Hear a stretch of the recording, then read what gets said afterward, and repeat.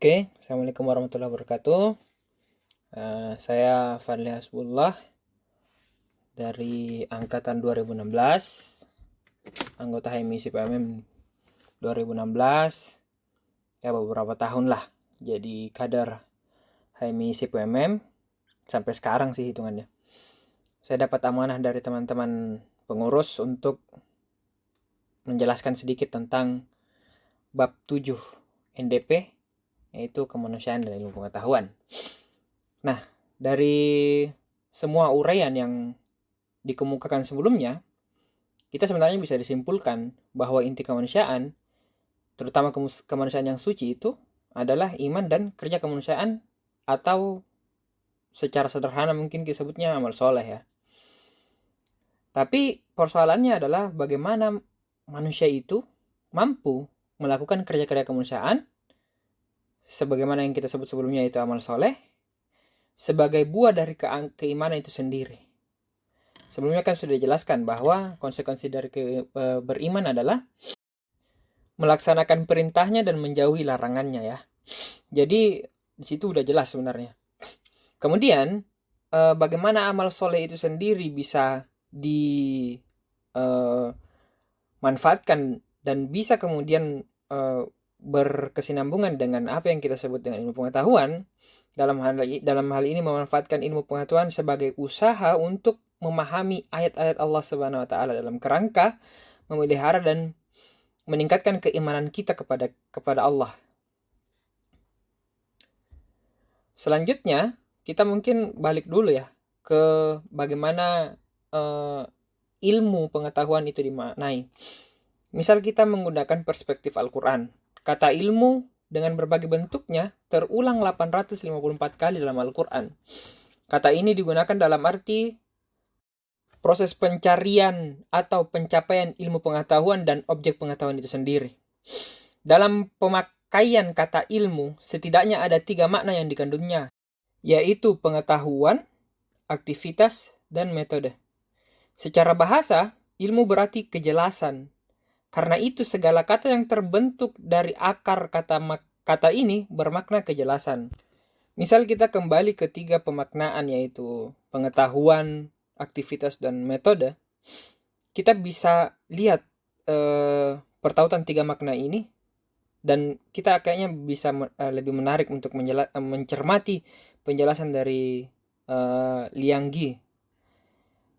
Dia menjelaskan bahwa ilmu adalah rangkaian aktivitas manusia rasional dan kognitif dengan berbagai metode berupa aneka prosedur dan tata langkah, sehingga menghasilkan kumpulan pengetahuan yang sistematis mengenai gejala-gejala kealaman, kemasyarakatan, atau keorangan untuk tujuan mencapai kebenaran, memperoleh pemahaman, memberi penjelasan, ataupun melakukan penerapan. Nah, di situ kita bisa lihat bahwa pengetahuan ilmu di situ adalah sesuatu yang sistematis, tidak ujuk-ujuk begitu loh. Dan ketika kita melihat pandangan Al-Quran, ilmu itu merupakan keistimewaan yang dimiliki manusia dan menjadikannya unggul terhadap makhluk-makhluk lain. Nah, Islam sebagai agama yang universal itu menyediakan beberapa hal untuk kita kaji terkait dengan ilmu pengetahuan ini. Misal dalam hadis Rasulullah yang menyatakan bahwa menuntut ilmu itu wajib bagi setiap kaum muslimin dan muslimat.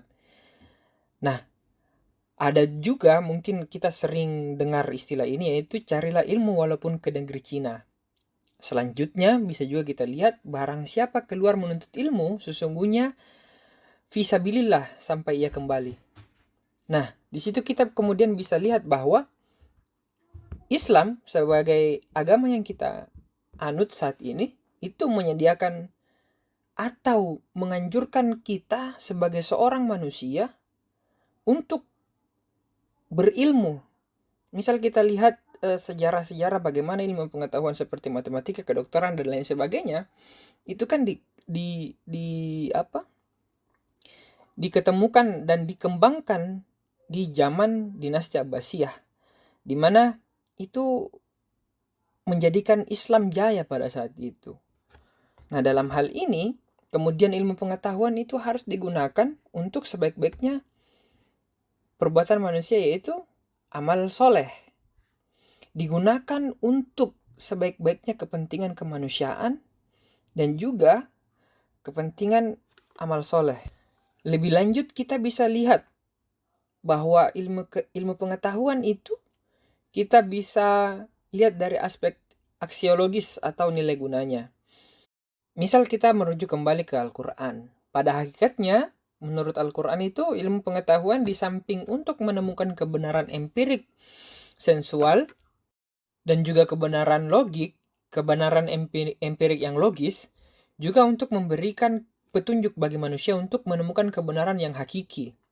Lebih dari itu, Al-Quran menjelaskan bahwa ilmu pengetahuan bukan hanya sekedar untuk menemukan kebenaran, tetapi harus dijadikan sebagai sarana efektif untuk memperoleh keselamatan, ketenangan, kebahagiaan dalam menjalani kehidupan. Namun, harus kita sadari juga bahwa kebenaran hakiki itu hanya dapat dicapai melalui kebenaran-kebenaran relatif, dan kebenaran relatif ini harus selalu diusahakan oleh manusia melalui ilmu pengetahuan. Jika demikian, maka dapatlah kita katakan bahwa kebenaran-kebenaran relatif merupakan sebuah pergumulan sejarah yang mesti dilalui oleh umat manusia dalam kehidupannya dalam rangka menuju kebenaran mutlak. Nah, manusia yang berpengetahuan kemudian diharapkan mampu membongkar seluruh rahasia alam yang selama ini dianggap misteri. Beberapa peristiwa alam yang masih dianggap misteri harus mampu dipecahkan oleh manusia dengan melakukan observasi ilmiah. Nah, itu kita sebagai mahasiswa seperti itu ya. Beberapa hal harus dilakukan secara ilmiah, empirik, dan lain sebagainya. Sehingga ditemukan sebab-sebab alamiah yang sebenarnya telah memiliki hukum tersendiri.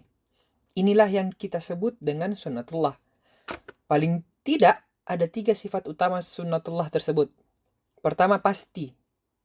Misal matahari terbitnya di pagi hari dan akan terbenam di sore hari, itu kan pasti itu. Kemudian tetap, dia tidak pernah berubah. Sifat sunnatullah ini misal sama pentingnya dengan yang pertama, sehingga manusia dapat memperkirakan sesuatu yang akan terjadi pada masa yang akan datang, terutama yang berkaitan dengan gejala-gejala alam.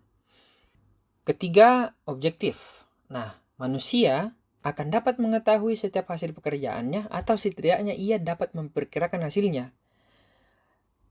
Nah, di sini kita tidak bisa menerima tuh manusia yang berusaha dalam hidupnya tidak dapat memperkirakan hasilnya. Nah, sehingga salah satu sifat daripada sunnatullah ini harus objektif.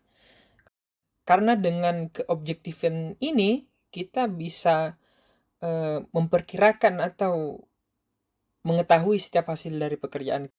Nah, dari sunnatullah inilah sebenarnya manusia itu tidak boleh ragu untuk menguat misteri alam.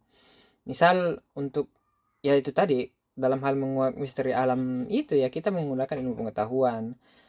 Nah, lebih lanjut, misal kita lihat pada masa sekarang ya, ada kemudian kesan bahwa agama itu jauh dari ilmu pengetahuan, sangat tertutup bahkan dengan ilmu pengetahuan, dengan segala perkembangannya. Nah, akhirnya beberapa hal kemudian kita terkesan tertinggal di dalamnya, padahal sebagai umat yang beragama kita tidak boleh seperti itu, karena berbagai hal yang terutama terdapat dalam Al-Quran itu menegaskan bahwa kita sebagai umat beragama harus kemudian berpengetahuan. Ya, kembali lagi bahwa dalam sejarahnya ada beberapa tokoh-tokoh dalam ilmu pengetahuan yang masih dihormati sampai sekarang, yang kemudian terkenal dengan keilmuannya. Misal kita lihat nah, sampai sekarang keilmuannya di bidang matematika itu masih dihormati dan bahkan masih diakui. Dia bahkan dinobatkan sebagai salah satu bapak aljabar, karena dia, mungkin kita ingat pelajaran kita waktu di SMA, terutama yang ngambil itu ya, jurusan IPA ya, sin cos tan itu, dan yang kita kenal dengan trigonometri. Nah, dia juga bukan hanya seorang ahli dalam bidang matematika, dia juga ahli dalam astronomi dan juga geografi serta astrologi. Nah, itu kan di era sekarang kita jarang atau bahkan tidak pernah ya kita dengar eh, tokoh-tokoh Islam yang menjadi orang penting dalam ilmu pengetahuan. Mungkin kita sekarang dengarnya atau taunya Elon Musk, siapa Jeff Bezos dan lain sebagainya sebagai orang yang eh, mempergunakan ilmu pengetahuannya dalam bidang IT, teknologi lah ya, untuk sebaik-baiknya kemanfaatan manusia. Padahal sebagai umat beragama, terutama Islam, kita itu sempat menjadi pusat peradaban gitu lah. Nah, dalam hal NDP 7 ini sebenarnya kader-kader HMI diharapkan mampu untuk bisa menjadi manusia-manusia yang berguna bagi masyarakat luas gitu loh. Makanya dijelaskan dalam eh, kesimpulan nanti bahwa sebagai insan cita kita harus bermanfaat bagi seluruh masyarakat.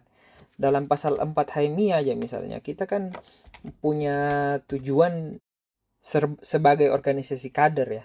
Nah, dalam pasal 4 Anggaran Dasar HMI itu, terbinanya insan akademis, pencipta, pengabdi yang bernafaskan Islam dan bertanggung jawab atas terwujudnya masyarakat.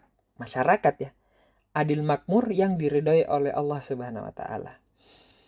Nah, itu saja mungkin yang bisa saya sampaikan dalam kesempatan ini.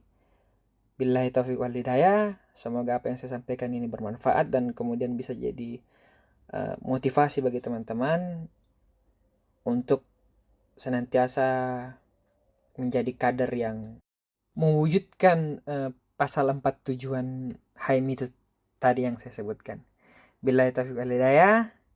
Wassalamualaikum warahmatullahi wabarakatuh.